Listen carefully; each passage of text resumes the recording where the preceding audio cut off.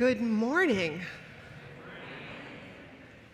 I don't know what the metaphor is for this morning. I was thinking about it, like I had some nervousness this morning about the fact that we're back. It feels like we're really back. You know, touch ancient, precious, holy wood.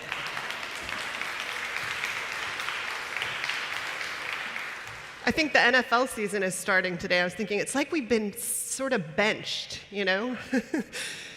And now we're back in together in, I guess, to extend the metaphor, the game that we call community and life and all of its fullness. So it's wonderful to see all of you. It's wonderful to see our kids and our youth. And, you know, there's a waffle breakfast, so thanks to everyone who made that incredible tradition happen this year. Yay! I just want to let everyone know that those of us speaking without masks have had our antigen tests this morning. We do have to welcome back all of our young people in the fullness of this community. There is the potential that we will have some young people who aren't vaccinated, so all of you need to make decisions based on your own needs and comfort level. Thank you all for wearing masks during worship until such time as our COVID advisory team of scientists and doctors and nurses decides that it's, you know, as safe as can be for us to be back together without them. This morning, we have a particularly special person to welcome into the community officially on her first Sunday. So before I say who that is, I have a special, very solemn, musical group that was formed this morning that will please rise and give Laura a very solemn salute of welcome. So all of you people, you know who you are. You can take off your masks because you'll need to. Come on, there were some of these. Oh, there we go. All right, you ready? Welcome, Laura.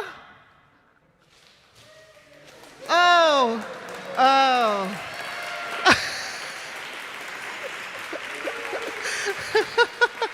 Oh my gosh, I thought they were noisemakers. They're the things that go out. Anyway, it's very solemn to welcome you here.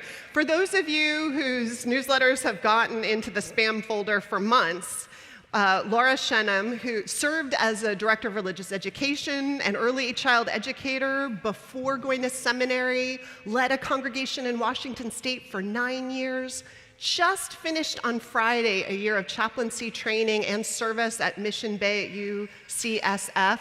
So she's literally had no time to catch her breath before being here with us today. But we are very excited. She's our Minister of Congregational Life, so lifespan, RE, and our pastoral care for one another and our lay chaplain team. So if you could all give a hearty welcome to Laura Shennum.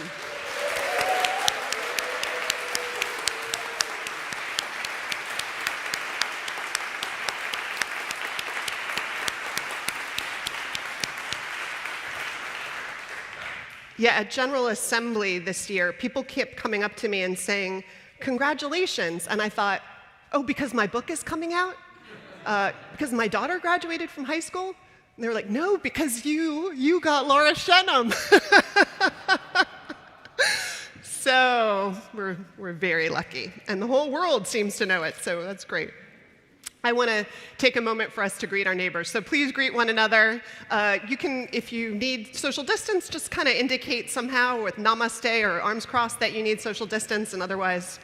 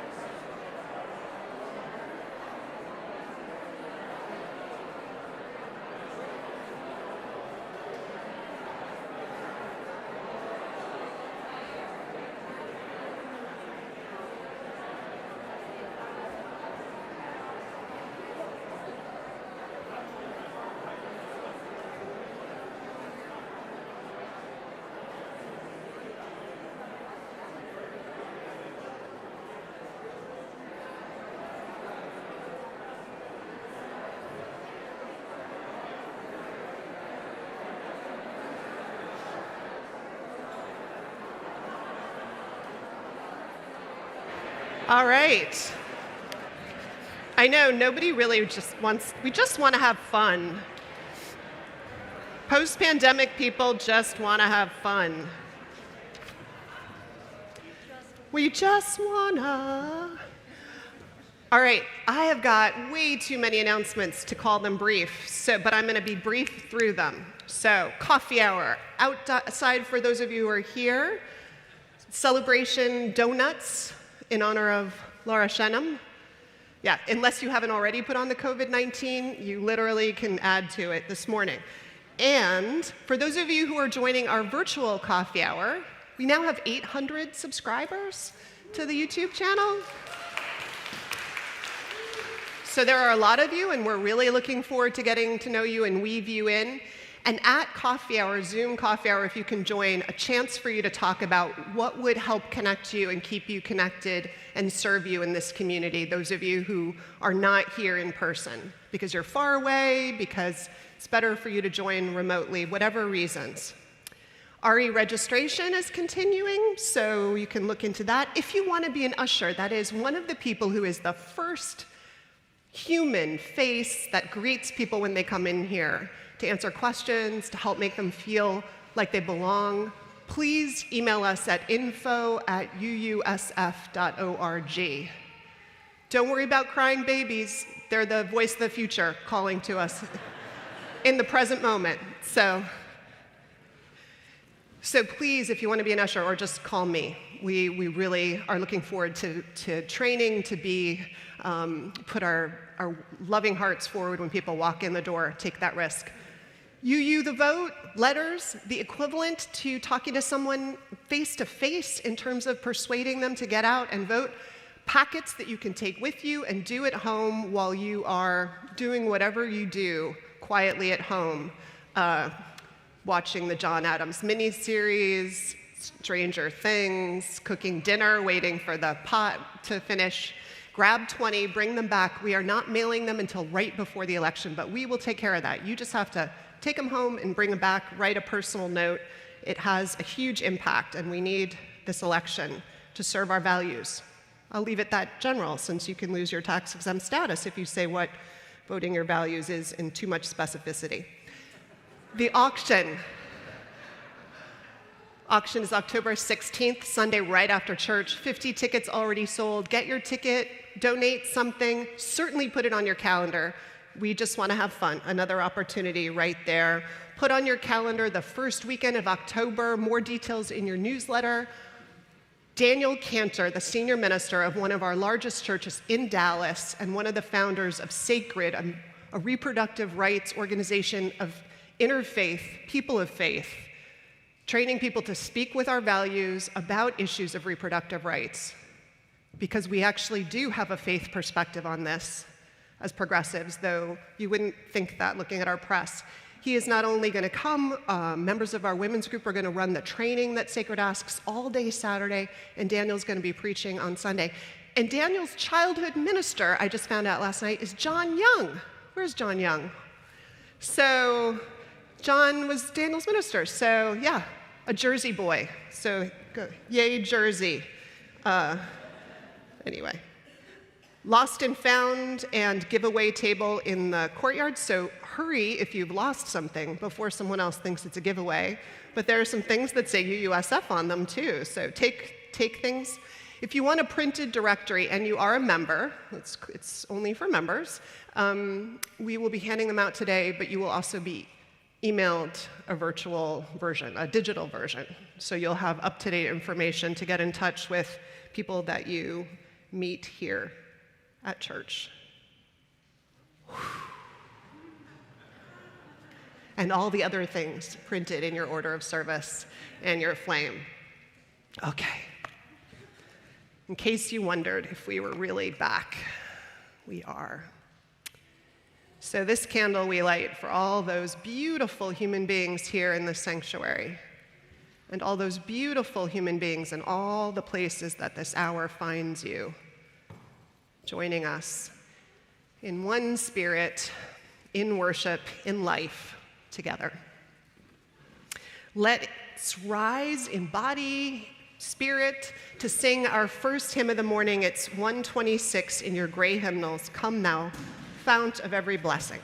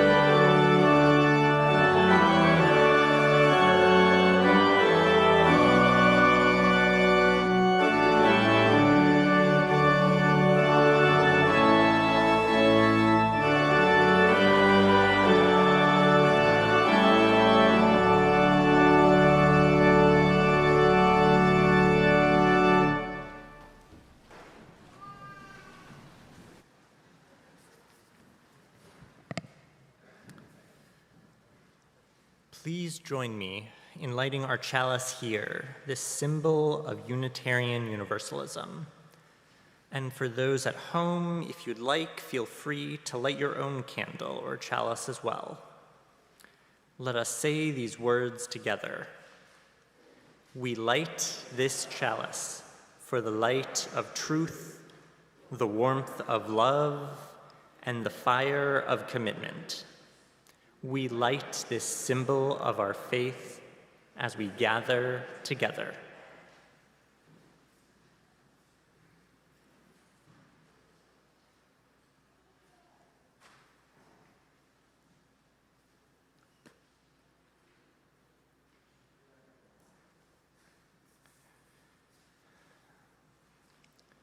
This congregation is bound not by creed, but by covenant, which is a word that simply means promises of the heart.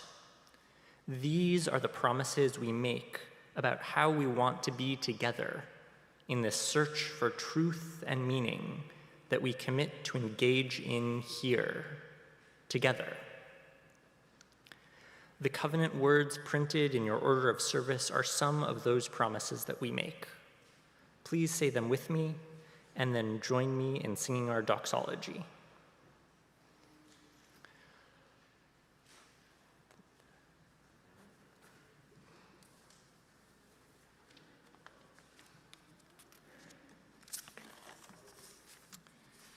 Love is the spirit of this church, and service is its prayer. This is our great covenant, to dwell together in peace, to seek the truth in freedom, and to help one another.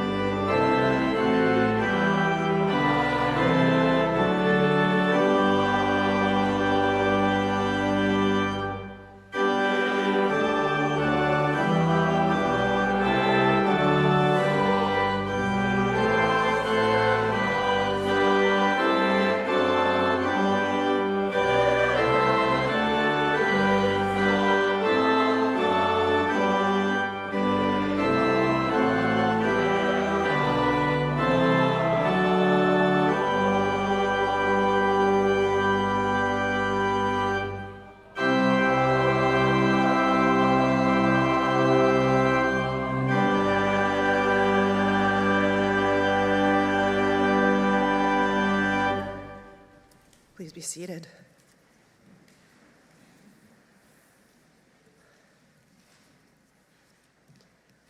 Recognizing that there is human suffering all over this world in the course of natural and human catastrophes, we ring our gong today in honor of some of those places most present for us today. We ring our gong first this morning for those lives lost, and all the lives affected, and all the ways we were affected here and around the globe with the events of September 11th, 2001. 2,977 people died that day in the attacks at the World Trade Center, the Pentagon, the plane crash in Pennsylvania. 25,000 were injured. And for all those others who have died or gotten sick subsequently from what they were exposed to in the aftermath of those events, we hold all of them in our hearts this hour and this day. We will ring our gong additionally once for the losses to COVID-19. This last week, 10,809 people died of COVID-19 globally, 1,745 in the United States alone. We hold all those losses in our hearts. And we hold gratitude for all the science, all the personal masking and acts of maturity and mutuality and self-care and care for others that has helped stem the tide of this pandemic. Enough so that we could be here more robustly this morning. And finally, we ring a gong for the people of Ukraine, people at war everywhere, private wars in homes racked by upheaval, or in nations or among nations. We hold personal loss, illness, poverty, racism, homophobia, and all the struggles, those unavoidable and those infinitely curable, that we suffer from alone and together. There's so much to hold. So we offered up this moment so that we might hold it together, surrounded by one another, surrounded by the promise of what love and interdependence and a commitment to the work of community and service and personal growth and cherishing delight of this world can awaken in us and make possible for us together. So, may we keep all those we have named and their loved ones in our thoughts and in our prayers this morning, and may we ease the tide of human suffering this week and serve life with love, howsoever we can.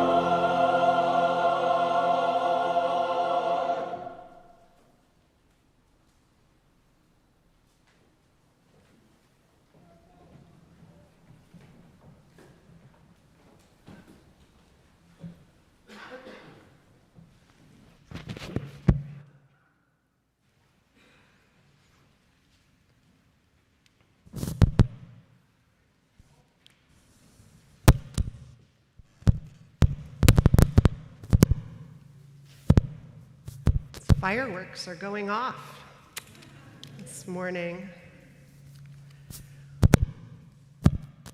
Is this mine?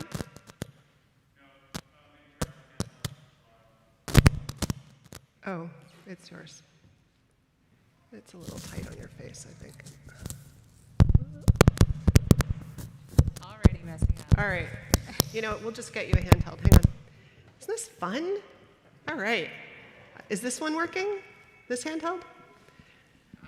Excellent. Thank gosh we're not on national television, huh? So welcome to this ingathering service. This is a water ingathering. It's a Unitarian Universalist modern ritual that's done in many congregations across this continent, around the world. And it's often done as a bookend at the front end of a year that then pulls to a close in June with a flower communion, which is what we're going to do. And I think this congregation has done it before. The symbol in this ritual, like symbols of any kind, can have a myriad meanings, right?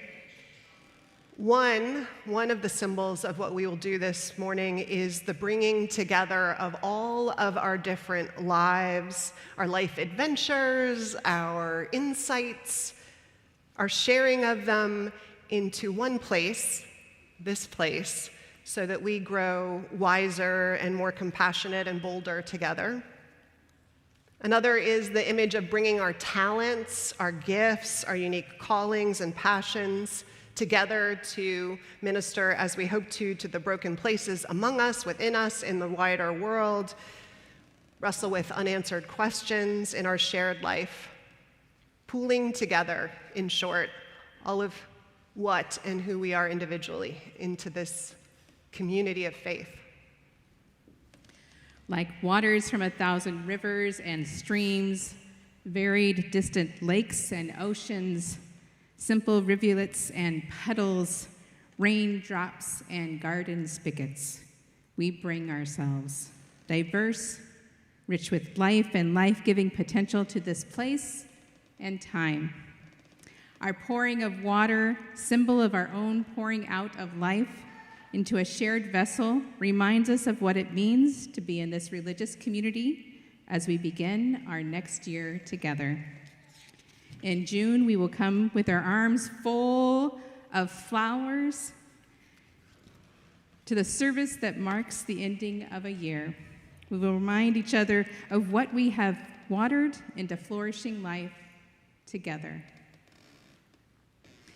So as we reflect over the last few years and the impact of the pandemic on our lives and our communities, some of us might feel like we've just been through a storm.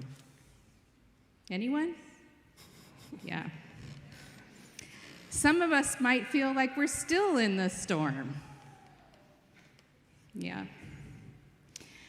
And some might feel like the storm is only just at the beginning. I know at times I have felt at different places and stages, from a light sprinkle to a full-on downpour, to even trying to figure out how to get my clothes dried after being soaked.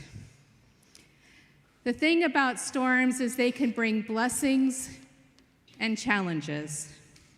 Blessings because the water that storms bring help us refresh our earth, give life-giving things to our plants, and give us water to drink. And challenges because they bring floods, down trees, affect our electricity, all of those things. And just like a storm, the pandemic brought us blessings and challenges. For me, I had the blessing of more time with my family. And I had the challenge of more time with my family. This morning, we're going to create collectively a thunderstorm with our bodies. So let me set this down. And I'm going to set this down. Do you want me to hold this and then you maybe. can, yeah. So we start with our hands. Ready? We're going to rub them together just to get started.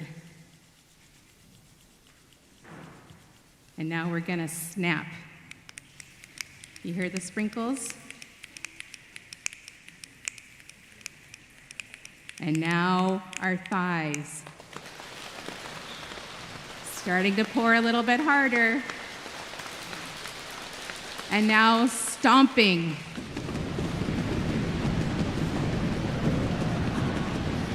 really coming down now.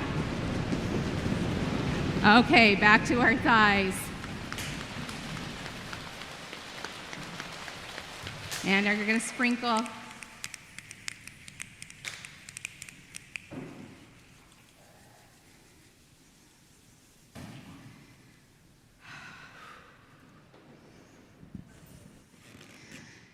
So after the service today, you're going to be invited to take some watercolor and paper and kind of capture what the blessings and challenges for you have been over this pandemic time.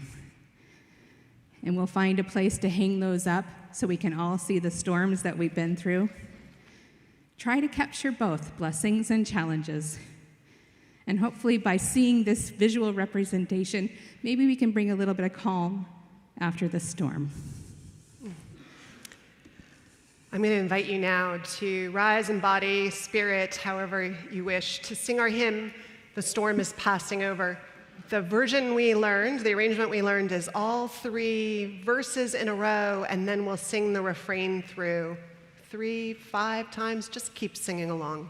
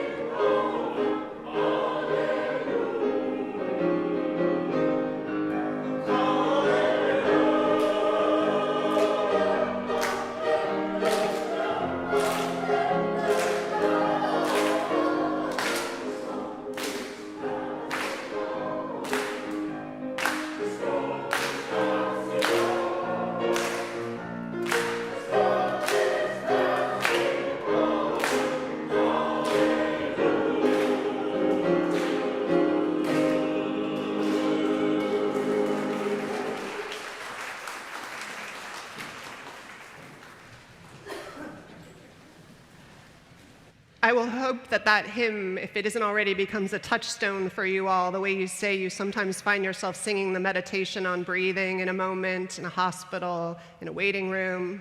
For me, this hymn has been one I found myself singing in super hard moments over the last few years. So I hope it's something if you don't already have it in your spiritual riches that you can draw from in a moment, I hope it will be that starting today.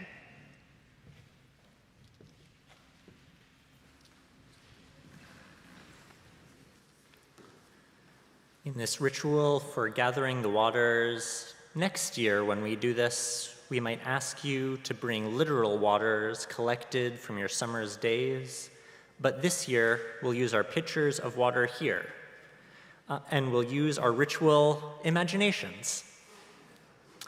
We invite you to come forward as you feel willing and able, and for those who cannot or choose not to come forward, but would like someone to pour waters on their behalf, we'll pause periodically to invite you to raise your hand, and we'll bring around a microphone to you. If you're attending virtually, we invite you to put in the chat your sharing, and we will read that aloud also periodically in the service.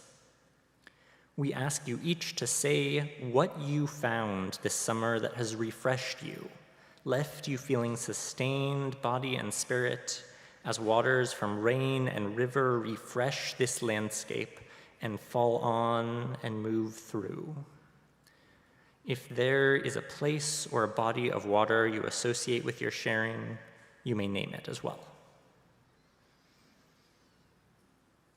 Here is a sentence that might help you remember what we're asking.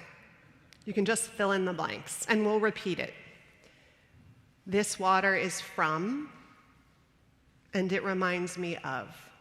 This water is from, and the symbolic place you're holding in the moment, and it reminds me of. And I'll go first. This water is from New York Presbyterian Hospital, and it reminds me of the blessing of health and the precious time with loved ones. So please come forward as you feel moved. Pour a little water and tell us what you found this summer that you bring back with you here to share, saying, "This water is from, and it reminds me of."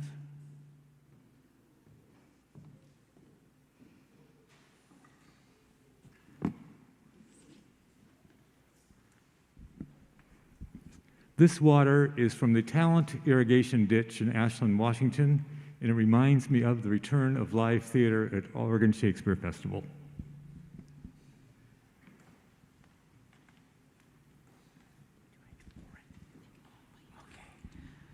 This water is from the Galapagos, and it reminds me of the freedom of the birds there. Pour and I speak? Okay. This water is from Glacier National Park, Lake McDonald, and reminds me of sitting in the lake with my children and watching a bald eagle land in the lake next to us.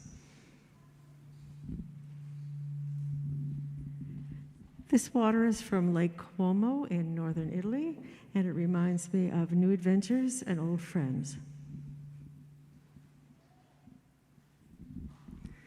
This water is from Little Creek Reservoir in Williamsburg, Virginia, and it reminds me of fishing with my dad and grandparents' love for their grandchildren.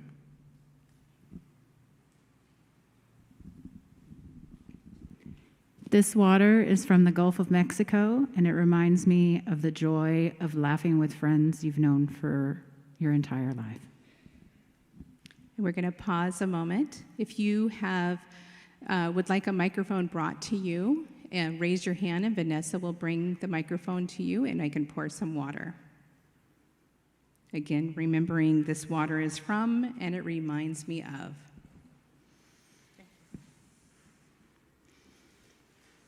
This water is from the Danube, and it reminds me of a recent trip we took there, visiting old friends and learning from new peoples.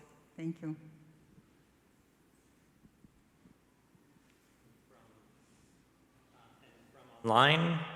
From online, this water is from the Russian River, and it reminds me of precious time with beloved friends.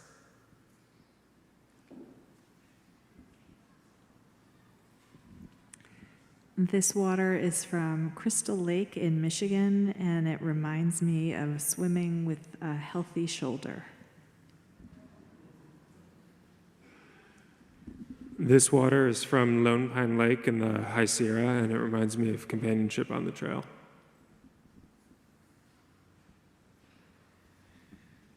This water is from San Francisco Bay, specifically near San Francisco International Airport, which is where I work.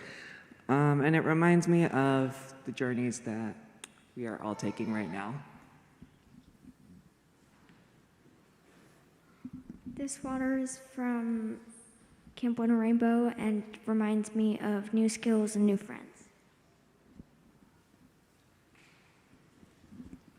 This water is from the pond in back of Boulder Mountain Lodge near Escalante, Utah. In the midst of political turmoil, it reminds me that peace that I find in the Red Rock country.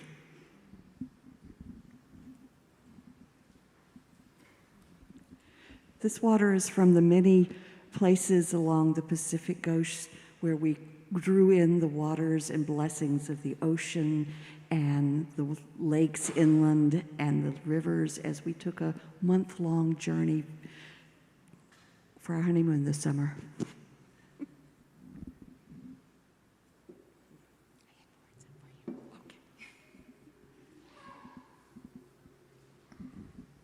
This water is from the Umpqua River, and it reminds me of all of the native peoples who loved the free and wild rivers of the West.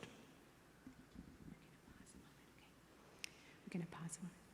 If there's anyone that would like a microphone taken to them, raise your hand so Vanessa can see, and I will pour water. So Vanessa is in the choir loft.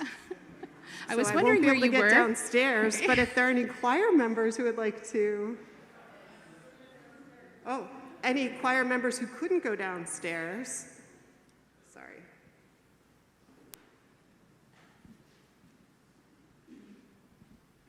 This water is from the Mendocino coast, which reminds me of family who have enriched my life. This water is from Italy's Green Heart, Umbria, which has given me so much to my spirit. Sam, do we have any online? Okay. Here you go. Oh, go ahead. Hetchy Reservoir, the beautiful Hetchy Reservoir. It reminds me of hiking with my son around Hetchy Reservoir.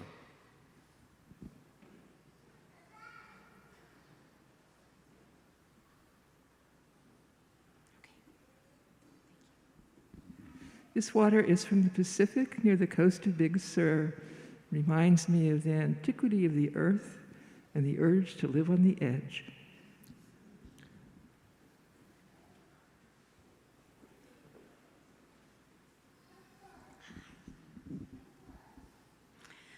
This water is from Lake Michigan, which surrounds Door County in Wisconsin, where I spent a memorable time with my family this summer.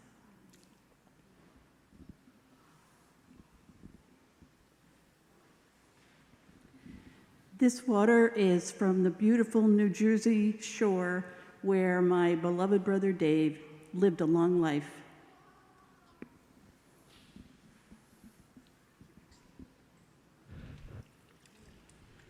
This water is from the Hetchy Reservoir, the Tuolumne River, where I've swam above and below the dam with a wonderful immersion in nature. This water is from the Imbra River, which is a tributary of the Wabash River, which is a tributary of the Ohio River, which is a tributary of the Mississippi River. The waters that I grew up around in central and southern Illinois. And it reminds me of all the people in my family who passed and all those that are still back there. I'm the only one here, so this place also is special to my heart because it gives me a place to have family.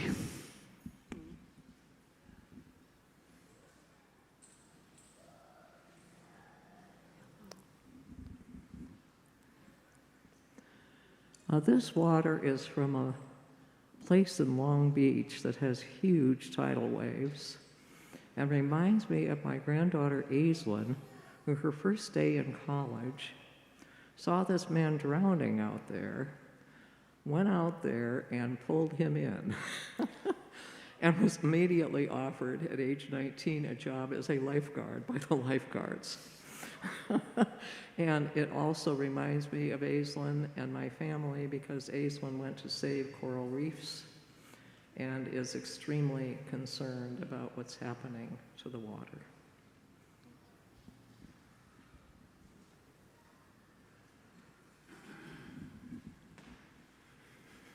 This water is from the Annisquam River in Massachusetts. It was my mother's spiritual home for the last 100 years. She just passed this summer, so I think of her.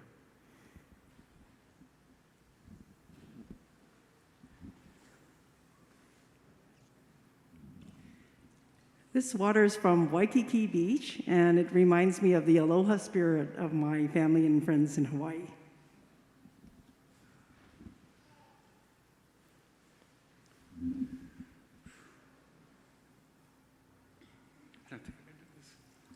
This water is for the swimming pool where I can't swim for another 3 weeks. So I'm looking forward to get back for that and my knee. We're going to pause and see if there's anyone that needs a microphone brought to them. Put your hand up and let Vanessa know. A couple from online. This water is from Trout Lake in the North Woods of Wisconsin, and it reminds me of time with my mother's family. This water is from Bodega Bay, from the mouth of Bodega Bay, and it reminds me of a cloud rainbow I experienced there a few weeks ago, the wonder of nature.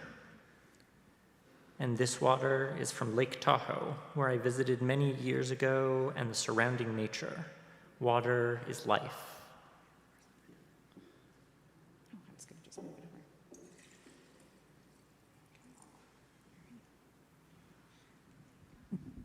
This water comes from the tap in my own home, and it reminds me of the sanctity of self-discovery and humor among good friends.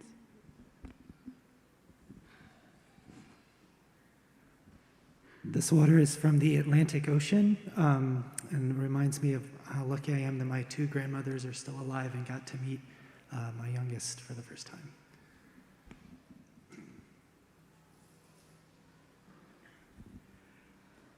This water is from the Isar River in Munich, and it reminds me of the people I met there this summer who are determined not to forget what their country did during the 1930s and 40s. We'll pause. Is there anyone else that needs a microphone brought to them? Anyone online? Okay. This water is from the San Francisco Children's Hospital I worked with this past year, and it reminds me of the journeys and journey with that I did with them, and I hope to do with you in this ministry.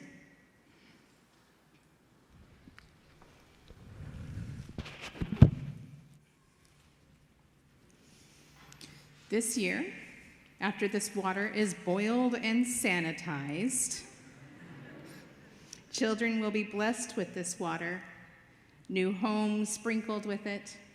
We will use them as called forth, always as a stand-in for the power and beauty of this collective community and all that feeds our lives, including our life together. Next year, assuming we engage in this ritual again, we will add some water to what we will gather that morning from this previous year, a reminder of the continuity of the river of life that flows through this place. I'd invite you to say the words of the blessing over this water. They are printed in your order of service. Let's say them together.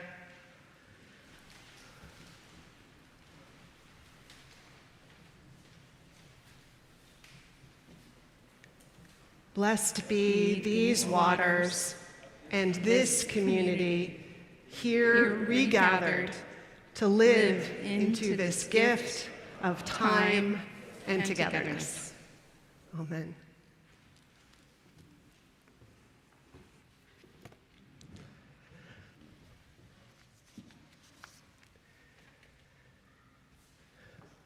One of the gifts of this community is that we have people who do incredible work in the world professionally and as their service. And so I called one of them, Larry Danos, to ask what would be a fitting recipient for our offering this morning, a group that might be smaller, might need our support more, that was doing work of watching over and preserving our waters in California, in the nation. And he suggested our recipient this morning, the Food and Water Watch, which among other things was instrumental in passing some of the anti-fracking laws that helped preserve our groundwater. So I'd invite you, if you're at home, to do this online, if you're here when the baskets pass, or anytime you have the opportunity to make a gift to our special offering this morning. If you're online, just mark it as special offering and put today's date to support the work of the Food and Water Watch. Thank you in advance for your generosity.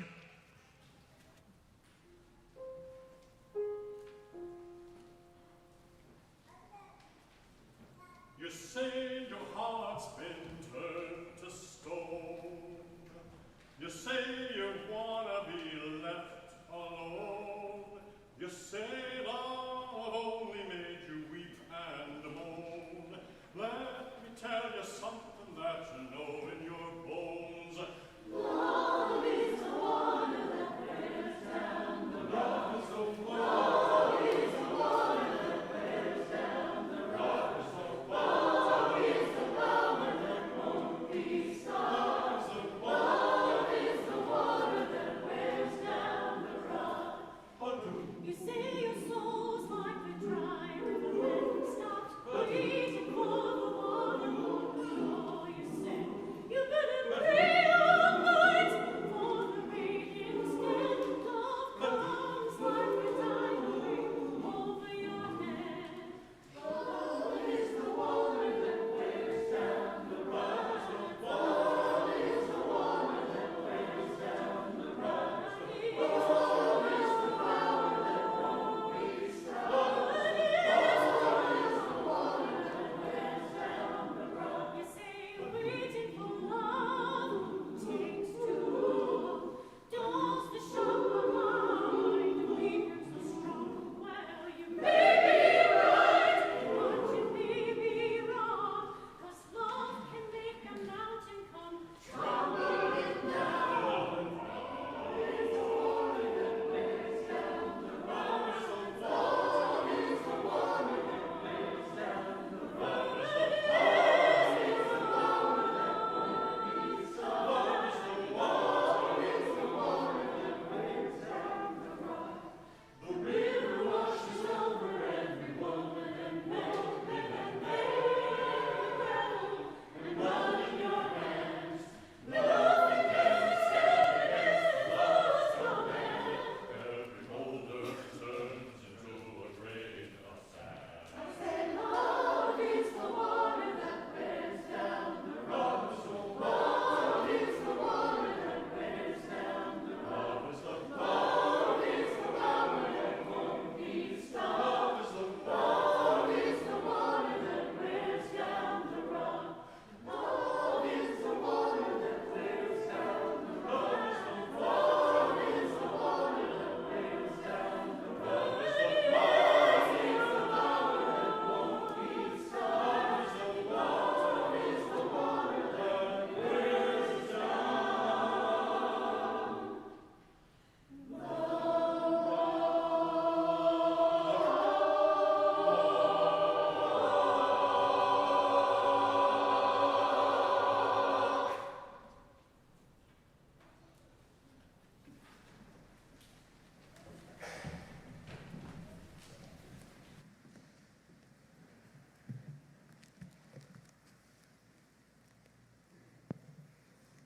Let's go down to the river and meditate together.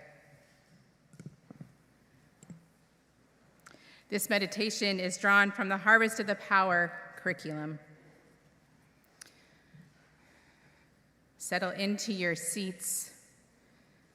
Put your feet on the floor. Let your shoulders relax. And if you feel comfortable, please close your eyes. I invite you to imagine your favorite body of water. It may be an ocean or lake, a brook.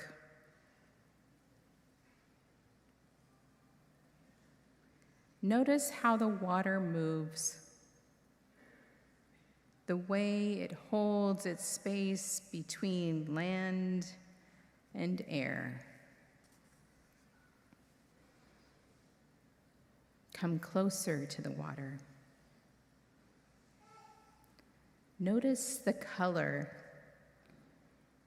Is it blue, bright blue, light blue, kind of green?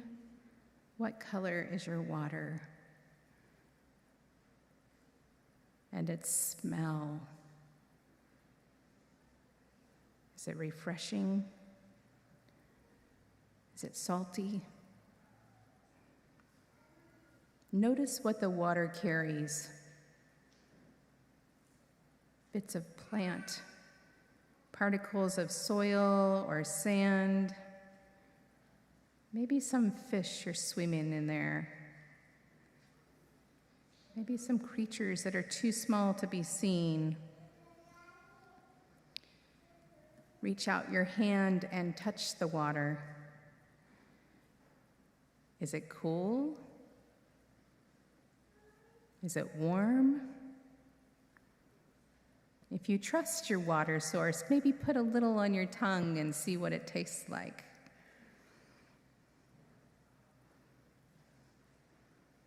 Become one with your water. Take its form and its flow and join in its natural journey. Feel your power and strength as you shape your own path, as you wear down the earth and the rocks around you. You are full of joy and an energy that can literally move mountains.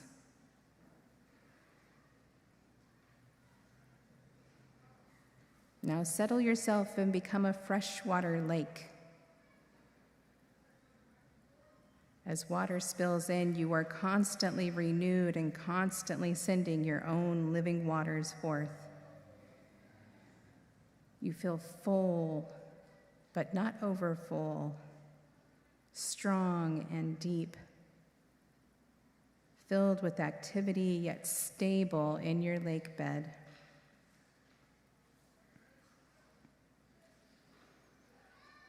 Now it's time to move. Follow the pole into the mighty river. Feel the rushing around you. Feel the spray. You carry nature's life and human commerce as you hurry, pushing on downstream. When snow melts into you or heavy rains fall, you spill from your riverbed, running over land, carrying soil and nutrients with you until you either soak deep into its layer of land and rock or are lifted by the sun's heat into evaporated moisture that rides the air's currents. You return to earth as rain, falling into the vast rolling ocean that answers to the forces of moon, wind, and weather. Now you are the place where life arose on earth, the cradle of billions of species, too big, broad, and deep for even a tsunami to fundamentally change you. You are the complement of air and earth, as permanent as anything can be. Float in that water and feel your timelessness motion as your waves rise and churn.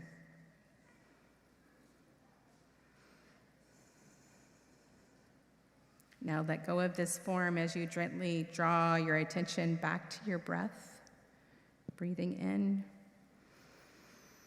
and out, and coming back into your human self, your human life, tied to waters by history and thirst and the interconnected web that holds all life as one.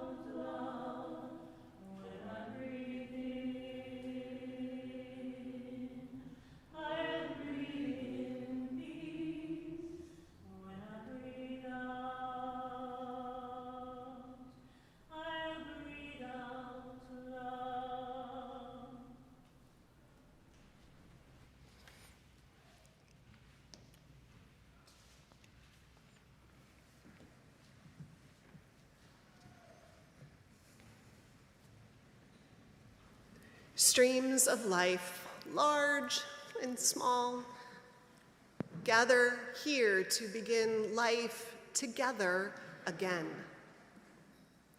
Together we hold uncertainty, stormy seas, and joy as it comes, all of it. And in that journey together, we remind each other to revel in the preciousness of these days and hours that we hold so fleetingly in our hands. Together, we discern where our personal call lies and how to live with great love and necessary courage. And with luck, we grow a soul, a little more, you and me, day by day. May we gather strength and substance by gathering together here, like rivers merged together into one mighty ocean. People who know instinctively, somewhere deep down, that they are one.